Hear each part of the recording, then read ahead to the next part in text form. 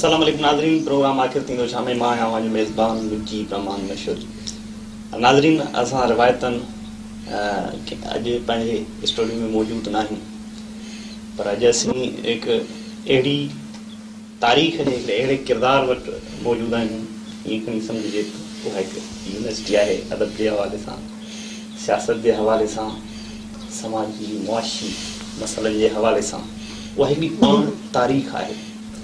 सिंध केतिरनि ई ॾहाकनि खां ख़ासि करे बदमनी, बेरोज़गारी ऐं ॿियनि मुख़्तलिफ़ समाजी सियासी मसइलनि जे वर चढ़ियल आहे। चूंडुनि जी मौसम घुली रही आहे, हवा घुली रही आहे ऐं चूंडुनि जो सिलसिलो शुरू थियण वारो आहे। माज़ी जी तारीख़ में झाती पाए ॾिसिजे त केतिरा ई इतिहाद ठहिया, वक़्तनि पोइ वक़्तनि उहे ड्रही बि विया जंहिंजो को वजूद ई न रहियो। हाणे कुझु अहिड़ा ई इतिहाद, कुझु अहिड़े ई हिकु पुराणा घोड़ा मैदान में अची रहिया आहिनि ऐं ईंदड़ चूंडुनि जे हवाले सां बि तयारी करे रहिया आहिनि। अॼु असीं मौजूद आहियूं थर जे में अज़ीम शख़्स वटि, मोहतरम अब्दुल वाहिद आरिसा साहब वटि। आरिसा साहब, अव्हां जी वॾी महिरबानी, अव्हां असांखे टाइम ॾिनो।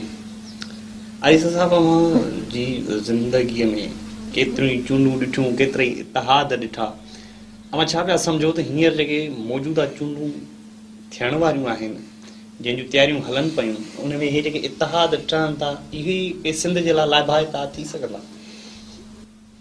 मसइलो आहे त पाकिस्तान में ठहण खां पोइ पाकिस्तान में जटादार हुकूमत या त जनरल कई आहे या असुज़ादारी कई आहे। ऐं न त कंहिं दौर में इहो मशहूर हो, पंडित जवाहरलाल नेहरू चयो त आउं पाकिस्तानी पॉलिसी ते छा ॻाल्हायां, जेसिताईं आउं पंहिंजी धोती नथो बदिलायां तेसिताईं पाकिस्तानी हुकूमत बदिलजी वञे। त हिन वक़्तु जेको आसिफ़ ज़रदारी जीअं तीअं करे इहे कुझु साल 5 साल पूरा कया अथसि, कुझु महीना या ॾींहं रहिया आहिनि, पर आउं सम्झां थो त पाकिस्तान जे समूरे दौर जी हुकूमतुनि में मौजूदा दौर जी हुकूमत जेका सा बदतरीन हुकूमत आहे। ऐं करप्शन ऐं महांगाई जेका हिन दौर में थी आहे, सा पाकिस्तानी तारीख़ में बल्कि सिंध जी तारीख़ में कॾहिं कोन थी आहे। ऐं उनजी हुकुमराननि खे का परवाह कोन्हे। आउं त चवंदो आहियां त हीअ रोज़ CNG जा अघु वधाइनि था पिया, पेट्रोल जा अघु वधाइनि था पिया। उन जो असरु सऊं सिधो जेको पवे थो त सियासी कारकुननि ते पवे थो।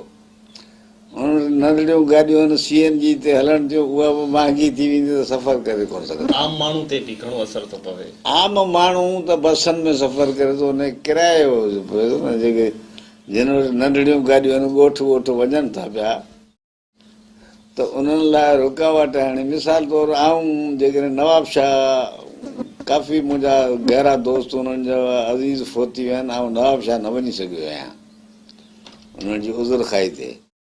इन करे त कॾहिं CNG स्टेशनूं बंदि आहिनि, कॾहिं अघु वधी विया त मूं पंहिंजी ज़िंदगी में हिन ई ॻोठ में कणक जो मण 70 रुपया वरितो। अच्छा, नंढो हुउसि। ऐं अॼु जेको असांखे किलो अटे जो मिले थो, उहो 15 रुपयनि खां मथे, बल्कि 20 जे वेझो पहुतो आहे। ऐं पाकिस्तानी सिके जी क़ीमत आलमी मार्केट त ठहे, पर असांजे पाड़ेसरी मुल्कनि जी भेट में सफ़ा किरी वई आहे। ऐं हिननि खे परवाह ई न आहे।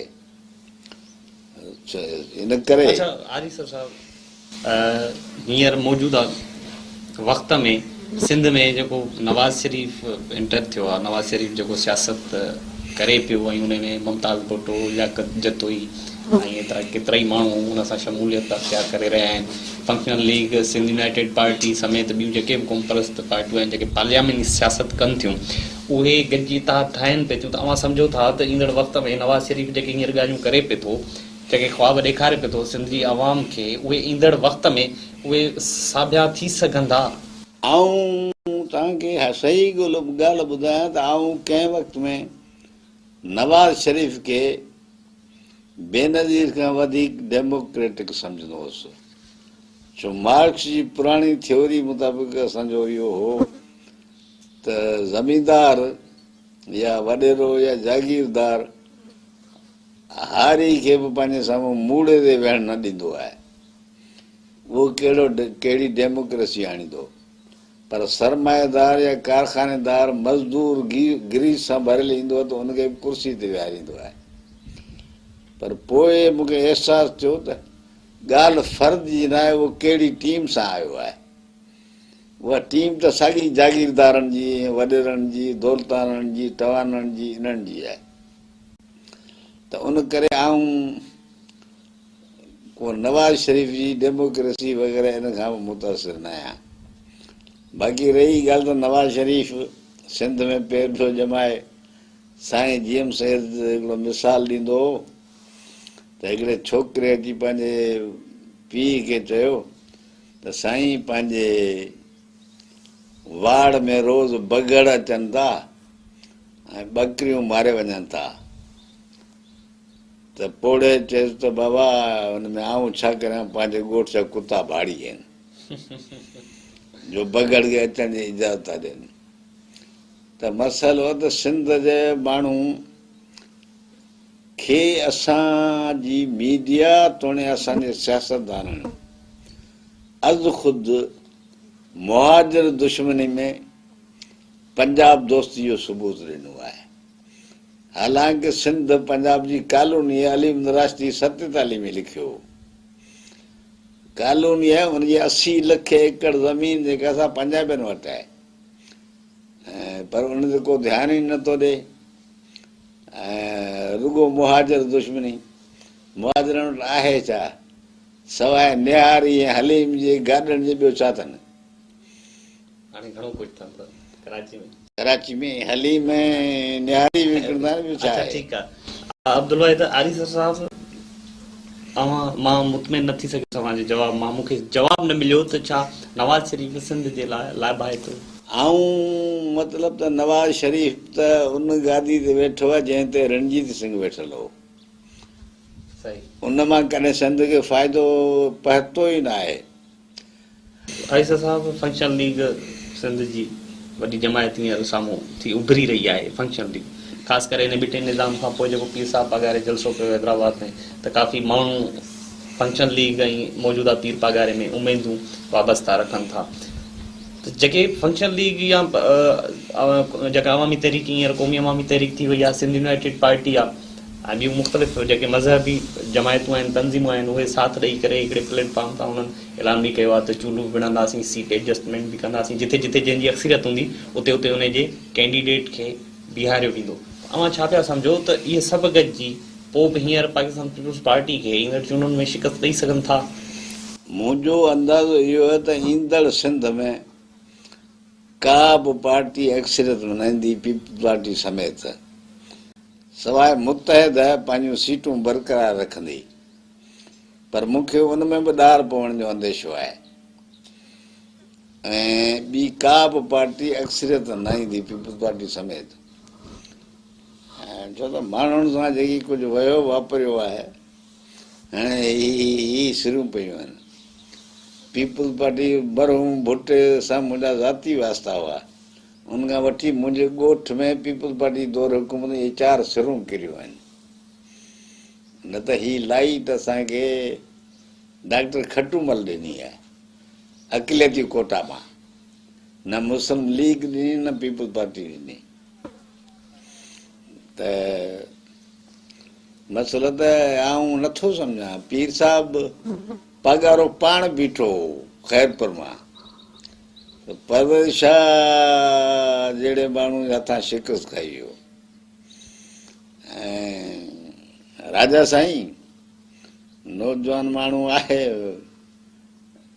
उमिरि जे लिहाज़ सां वार त खणी अछा थी विया अथसि, पर ॾिसूं छा थो थिए।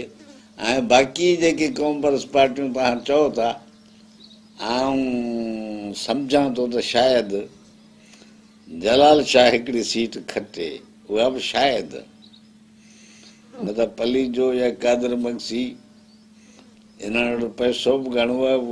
2 इलेक्शनूं विड़िया आहिनि, 11,000 खां मथे कंहिं वोट न खाइनि ठटे ज़िले मां। अब्दुल वाहिद आरिसा साहब, तव्हां ॻाल्हि पई कई त जलाल महमूद शाह खां सवाइ उहो शायदि खटे, सीट खटे।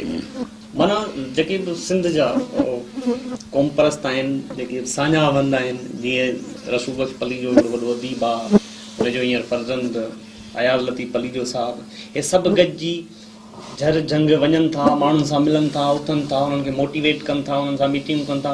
यानी हू अञा ताईं माण्हुनि खे एतिरो एजुकेट न करे सघिया आहिनि या पाण मुतवजा न करे सघिया आहिनि जो हू इलेक्शन खटी असेंबली ताईं पहुचनि। यानी पाकिस्तान पीपुल्स पार्टी जी इहा दावा सही आहे त उहे माण्हू आहिनि जेके हिकिड़ी सीट बि कढी नथा सघनि। मसइलो त माण्हुनि ताईं पहुचंदा किथे आहिनि?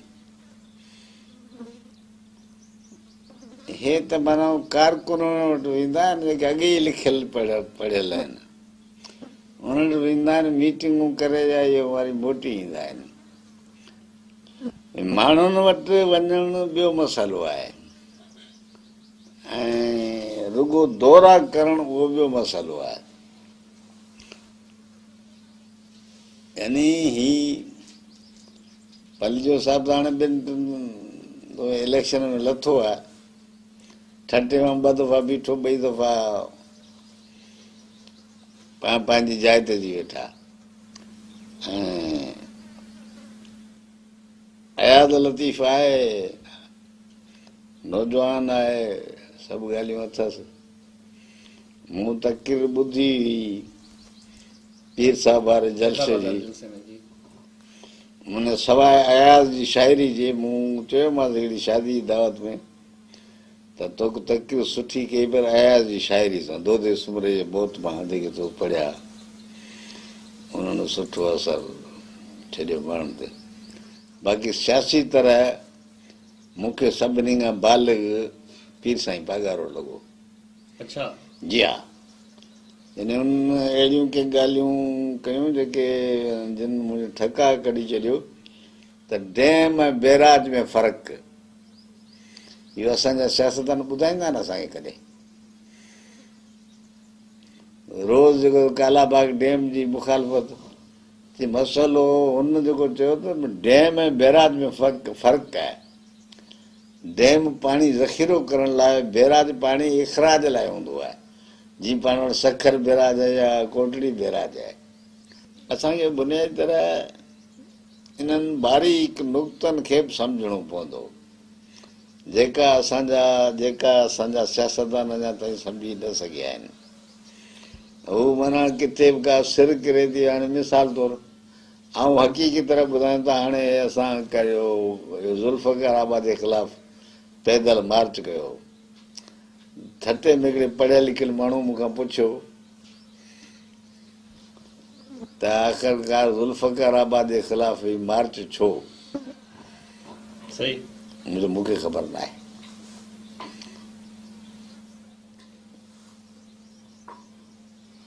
मुंहिंजो हिकिड़ो सबबु ॿुधाइनि था त अक़लियत में सिंधी तब्दील थी वेंदा।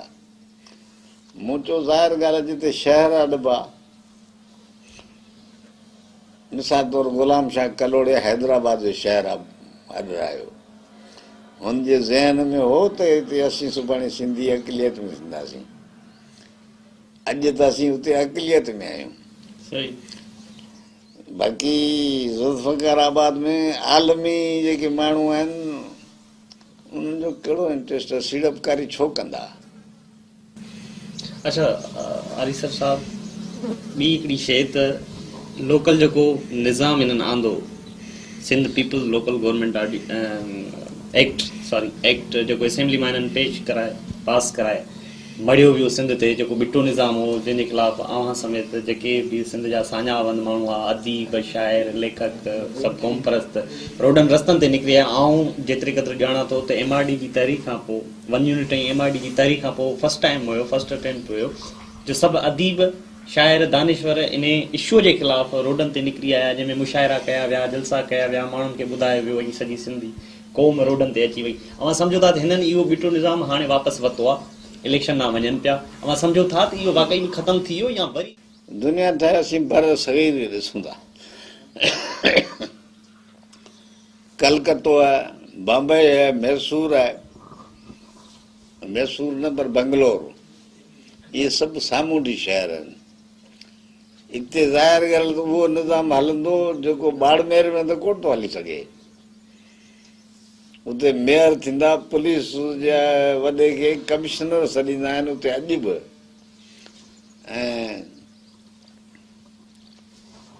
ऐं यूरोप में उन्हनि खे जे वरनि खे शेरफ सॾींदा आहिनि, उन्हनि खे अदालती अख़्तियार बि हूंदा आहिनि। त बहरहाल इहो थी सघे थो त बदनीयती हुजे किन माण्हुनि जी। अव्हांजो तजुर्बो छा थो सम्झे, छा था सम्झो त इहो जेको आहे ड्रामो कयो वियो आहे, जीअं मुतहदा खे अपोज़िशन ॾिनी वई आहे 4 सां आख़िरी कुझु ॾींहंनि जे लाइ उन अपोज़िशन अख़्तियार कई आहे, छो जो आईनी 18वीं तरमीम खां पोइ निगरान जेको सेटअप ठहंदो सो ईअं अपोज़िशन ऐं गवर्नमेंट जे सलाह सां तव्हां सम्झो था इहा सॼी साज़िश तहत सॼो इहो सभु कुझु ईअं कयो पियो थो वञे, हिकिड़े स्क्रीन प्ले तहत स्क्रीन जेको स्क्रिप्ट लिखियल आहे उन तहत इहो सॼो एक्ट पियो थिए। ऐं मतिलबु तव्हांखे हिकिड़ी ॻाल्हि ॿुधायां थो त हिकिड़ी शइ जेका आहे उहा माण्हुनि जे वस में न आहे, ऐं उहा आहे हालतूं। हालतूं मिसाल तौर अमेरिका खे इहा ख़बर न हुई त सोवियत फ़ौजूं जेके आहिनि अफ़गानिस्तान में दाख़िल थी वेंदियूं। सही। ऐं अहिड़े तरीक़े सां सोवियत यूनियन जे करतान धरतान खे ख़बर न हुई त असांखे हीअं रुसवा थी निकिरणो पवंदो अफ़गानिस्तान मां। पोइ हालतुनि इहा तब्दीली खाधी उहे। ऐं वरी उन वक़्तु बि मूं चयो त जॾहिं सदर बुश चयो परवेज़ मुशर्रफ खे या दोस्त थी या दुश्मन थी, दुश्मन थींदे त असीं पथर वारे दौर में तब्दील करे छॾींदासीं तव्हांखे। पोइ हिननि दोस्त थिया। नतीजो अॼु कराची जी दहशतगर्दी। मूं उन वक़्तु मूं चयो एजाज़ मंगी खे सिंध एक्सप्रेस में इंटरव्यू ॾिनई, मूं चयो त इन जी रिज़ल्ट कराची में दहशतगर्दी जी सूरत में निकिरंदी, छो त सामूंडी शहर आहे, बैन अल-अक़वामी एयरपोर्ट आहे, बैन अल-अक़वामी बंदरगाह आहे, हिते गैर मुल्की कंपनियुनि जा दफ़्तर आहिनि, ऑफिसूं बि आहिनि। टारगेट इहे थींदा या भरवारो पख्तूनख्वा। आइज़ा साहब, कराची में दहशतगर्दी जो राज जारी आहे, बलूचिस्तान जी सूरत हाल अव्हां जे आॾो आहे, ख़ैबर पख्तूनख्वा जी सूरत हाल अव्हां जे आॾो आहे, यानी पूरो मुल्क पूरी सिंध जी सूरत हाल अव्हां जे आॾो आहे, ॿरी रहियो आहे पदमनी में। अव्हां सम्झो पिया त इहे साज़िशूं थी रहियूं आहिनि? साज़िशूं न आहिनि, साज़िशूं थी रहियूं आहिनि चूंडुनि खे मुल्तवी कराइण जूं। अव्हांजो तजुर्बो छा पियो चए? न साज़िशूं न थी रहियूं आहिनि, इहे असांजे हुकुमराननि जा अफ़ाल आहिनि, उन्हनि जूं हिकमत अमलियूं आहिनि जिन माण्हुनि खे बेज़ार करे विधो आहे। ज़ाहिर ॻाल्हि आहे त माण्हू खे मारणु सवलो कमु त कोन्हे, उनखे मारणु ज़ाहिर ॻाल्हि आहे या त माण्हू पैसनि ते मारींदो या पेट जी बुख जे करे मारींदो। त ही असांजे हुकुमरान साज़िशूं बल्कि पॉलिसियूं, यानी हिन दौर में जेतिरी करप्शन वधी आहे, जेतिरो हुकुमरान वटि पैसो आयो आहे, यानी जंहिं ॾींहुं इहो थिए पियो कराची वारो वाक़ियो, अब्बास टाउन वारो, उन्हनि सभु पुलिस ऑफिसर ऐं रेंजर जा ऑफिसर शर्मिला फारूकी जे मङणे में प्रोटोकॉल दो उनजी हिफ़ाज़त उते मौजूदु आहे, हेॾा केरु बि कोन। इन ॻाल्हि जो सुप्रीम कोर्ट नोटिस वरितो आहे, नोट वरितो आहे। अमी सवेत ॻाल्हि पई कई डेमन ऐं बैराजनि जी, मूंखे यादि पियो अचे कालाबाग डैम जे हवाले सां हींअर ताईं सिंध जी अवाम खे आइनी कानूनी तरीक़े सां का बि ज़मानत नाहे मिली। वक़्तन फ़वक़्तन कालाबाग डैम जो इशू थिए थो। इवन हर माण्हू जेको बि सियासत सां लॻा पियल आहे उन ते सियासत थो करे, पंहिंजी सियासत थो चमकाए, पर अॼु ॾींहं ताईं अहिड़ी का बि जाखोड़ी जिदोजहद जेके सॾिजे, जेका फ़ैसिलाइती जिदोजहद हुजे जंहिंमें सिंध जी अवाम खे फ़ैसिलाइती उहा जिदोजहद साबित थिए ऐं कानूनी आइनी ज़मानत मिली सघे, त बाबा it can never be possible.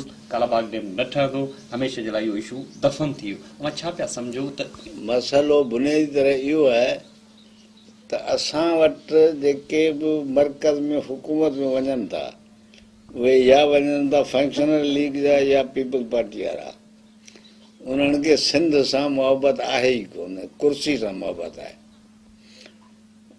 त भुट्टे साहिब खां कॾहिं शागिर्दनि सुवाल कयो जॾहिं वज़ारत तां लथो पोइ सिंध यूनिवर्सिटी जो ओल्ड कैंपस में आयो, त हुन वक़्तु वन यूनिट जे ख़िलाफ़ु जिदोजहद ज़ोर हुई, त उन शागिर्दनि चयो त वन यूनिट जे ख़िलाफ़ु ॻाल्हायो। त भुट्टे साहिब जवाब ॾिनो, वन यूनिट जे ख़िलाफ़ु ॻाल्हाईंदुसि त पंजाब मूं मां नाराज़ थी वेंदो। ओपनली चयो या शाबस अथसि, ईमानदारी सां चयईं त भैया तव्हांजो इन आवाज़ में आवाज़ मिले त पंजाब नाराज़ थी वेंदो। इक़्तिदार जो सिर चश्मो उहो आहे, मूंखे इक़्तिदार ते पहुचणो आहे। त हिते माना सिंध जो ख़ैर ख़ाह को आहे ई कोन। सिंध जे ख़ैर ख़ाहनि खे सिंधी अवाम या सिंधी समाजनि घुटा ॾेई मारियो आहे, क़त्ल कयो आहे, ज़हर पियारियो आहे। ऐं साईं जी एम सैद खां पुछूं त राजीव गांधी जॾहिं मारियो हुयो त साईं खां सहाफ़ी आया तासुरात वठण, त साईं हिकिड़ो ई जुमिलो चयो त एशिया मोहसिन कुश रहियो आहे, एशिया पंहिंजे मोहसिननि खे कोंदड़ रहियो आहे। त सिंध में इहा सूरत हाल, उन में ॾोह असांजे सियासतदाननि जो बि आहे, पर वर्कर क्लास जो ॾोह न आहे। जेके इक़्तिदार में आया उन्हनि अहिड़ा इदारा ई न ठाहिया, अहिड़ो को सरगर्मी ॾेखारियूं जो माण्हुनि में शौर पैदा करी आहे। मिसाल तौरु भुट्टे साहिब फीडरल सिक्योरिटी फोर्स ठाही, उन में बि सभु पंजाब जा रिटायर थियल माण्हू रखियईं, पर अवामी लश्कर, अवामी फ़ौज या अवामी सिख्या घरनि माण्हुनि उहो न ठाही, छो त अवाम जॾहिं जाॻंदो त पोइ पघार खे कोन ॾिसंदो। अच्छा हारिस साहब, माज़ी में बि क़ौम परस्तनि जा केतिरा ई इतिहाद ठहिया आहिनि। हींअर सपना जे इतिहाद जे प्लेटफॉर्म तां सीट एडजस्टमेंट कई पई वञे ऐं चूंडूं विढ़ण जो ऐलान कयो पियो वञे, पर PS 47 कासिमाबाद वारे तक ते ॻाल्हि निबिरी न पई सघे, जंहिं ते तज़ाद हले पियो डॉक्टर कादर मक्सी पारां बि, अयाल लतीफ़ अली जे पारां बि। छा पिया सम्झो त इहो इतिहाद अॻिते हली सघंदो कि न हलंदो, त इन जा नुक़सान कहिड़ा थींदा, इन जा फ़ाइदा कहिड़ा थींदा? साईं, मुंहिंजो शुरू खां वठी इहो रायो आहे त उहो इतिहाद इंतिहाई बदनसीब आहे जंहिंमें पलिजो आहे। छो त पलिजे में समूरनि सिंधियुनि खां, वॾरनि पीरनि मीरनि खां वधीक ईगो आहे त मूं आऊं लेनन अॼु हुजे त आऊं सेखारिया इनकलाब कामयाबु कीअं कबो। इहे संत कौर आहिनि जेलनि में, असां गॾु तरी वञूं त जंहिं इतिहाद में उहो बदनसीब आहे। बाक़ी आऊं त चवंदो त भई जंहिंजे खटण जा इम्कान हुजनि उनखे ॾियो, पंहिंजी प्लेट खटण जा इम्कान हुजनि, जंहिं वटि पैसो ॾोकड़ हुजे। अर्ज़ साहब, सिंध जी अवाम हींअर एतिरी माना इन शऊर में आहे त हुनजी ख़बर आहे त वोट जी अहमियत छा आहे। वोट असली शइ आहे त वोट जी माण्हुनि खे अहमियत जी बि ख़बर पवे ऐं उन्हनि खे वोट बि ॾियनि, पर छा उहे जेके इलेक्ट थी वञनि था हितां, उन्हनि खे पंहिंजी मर्ज़ी हलाइण ॾिनी वेंदी। यानी बंगालियुनि खे त शौर हो, उन्हनि जेके सिर्फ़ु 2 सीटूं मुखालिफ़नि खे खटण ॾिनियूं, नूरुल अमीन जी ऐं राजा त्रिदेव राय जी।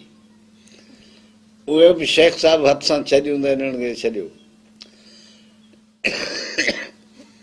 पर हशर छा थियो, हिते त हाणे बलोच असेंबलियुनि में एॾा बेज़ार थिया आहिनि कि चूंडियल बि इस्तीफ़ाऊं ॾियो वापसि पिया अचनि। अच्छा आरिसा साहब, कराची में ॿोली ख़तम थी रही आहे, सिंधी ॿोली ख़ासि करे स्कूलनि में नथी पढ़ाई वञे। कराची जे तालीमी इदारनि में सिंधी शागिर्दनि जे लाइ जाइ कान्हे का, कराची जे कंपनियुनि में, मल्टीनेशनल कंपनियुनि में सिंधी माण्हुनि जे लाइ जाइ कान्हे का। तव्हां छा पिया सम्झो त इहे मसइला कीअं हल थींदा?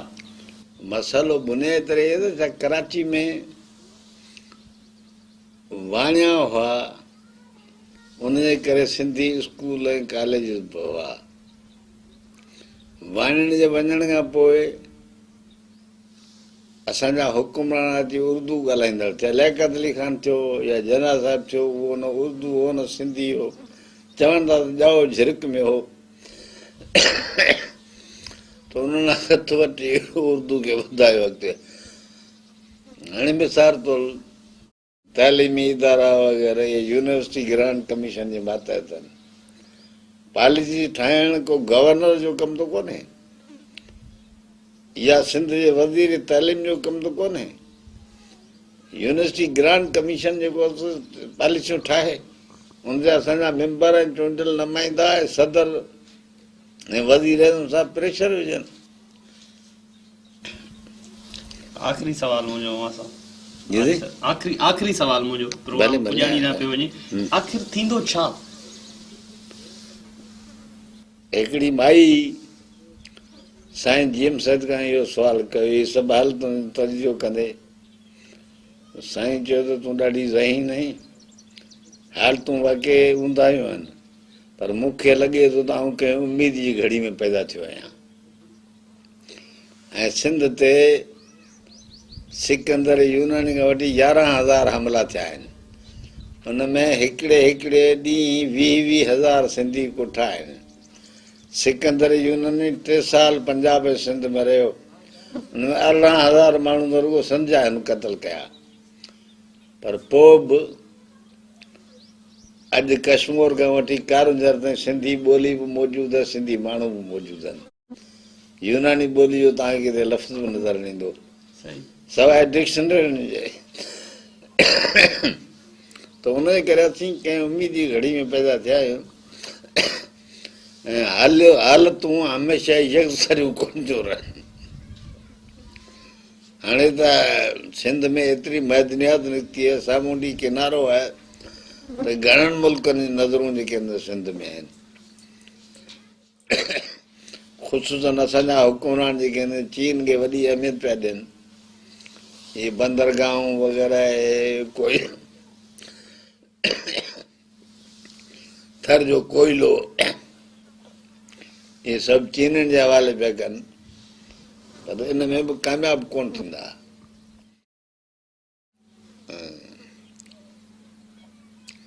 बहरहाल सिंध वटि दौलत जा ज़ख़ीरा आहिनि, पर सुठी हुकूमत जी ऐं ईमानदार माण्हुनि जी ज़रूरत आहे। तव्हां अंदाज़ो लॻायो त जॾहिं हिंदुस्तान आज़ादु थियो, हिन वक़्त में तव्हांजा 20 अलाए 22 सूबा आहिनि, पर उन वक़्त में बि के घटि कोन हुआ। मतिलबु मिसाल तौरु हरियाणा या आंध्र प्रदेश इहे पोइ ठहिया आहिनि।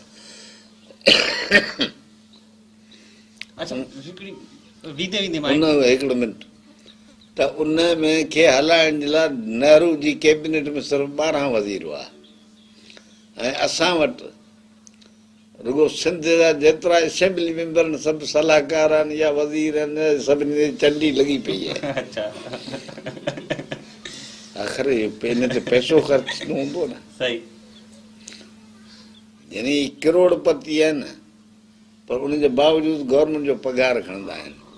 के ईमानदार माण्हू हूंदासीं अलामती तौर त गवर्नमेंट जो मुलाज़िम आहियां वज़ीर आहियां, 1 रुपयो वठंदसि तव्हांखां रोज़ महीने में, त इहा ख़बर पए त ही पर हिते ईअं आहे जो चवंदा त 1 रुपयो बि न छॾींदासीं जेके आहिनि उहे असांखे ॾिना वञनि।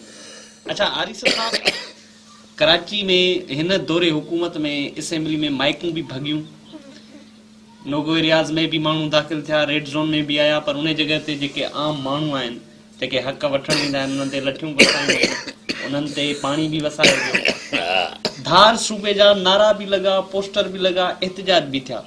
मां छा पिया सम्झो त ईंदड़ दौर में सिंध धरती खे बहिसा करण जो को ख़तरो आहे, के ख़दशा आहिनि, का कंस्पायरेसी थी रही आहे? आऊं सम्झां थो त जेकॾहिं का अहिड़ी साज़िश बि आहे त सिंध जा माण्हू उहा साज़िश कामयाबु थियणु कोन ॾींदा। जीअं बुगटी शहीद चयो त इहो पंजाबियुनि खे यादि रखणु घुरिजे त हीउ 72 वारो बलोचिस्तान न आहे, त हीअ बि सिंध जेका त 55 वारी सिंध न आहे जॾहिं वञी न ठाहियो वियो ऐं कराची खे 48 में अलॻि कयो वियो। अॼोकी सिंध ॿी शइ आहे, न ठहंदी ऐं न ई को ठाहिण जी ज़रूरत कंदो सवाइ पंहिंजनि जे। कुर्सी जे ख़ातिर करे सघनि था पर उहा बि कामयाबु न वेंदी, जीअं ॿिटो निज़ाम कामयाबु न थी सघियो आहे। वॾी महिरबानी अब्दुल वाहिद आरिसर साहब। नाज़रीन, असीं मौजूदु हुयासीं अब्दुल वाहिद आरिसर साहब, तारीख़ जे हिकिड़े अज़ीम माण्हू वटि सियासी हवाले सां, समाजी हवाले सां साईं वटि वॾा तजुर्बा मौजूदु आहिनि। मौजूदा सूरत हाल ते डिस्कस पे कईसीं त आख़िर थींदो छा। आरिसर साहब जी ॻाल्हि जी आहे त हिन जो फ़ैसिलो थींदड़ वक़्तु ई कंदो, त आख़िर थींदो छा। नाज़रीन, असीं वरी ॿिए कंहिं इशू सां गॾु अवाज़ में हाज़िर थींदासीं। तेसिताईं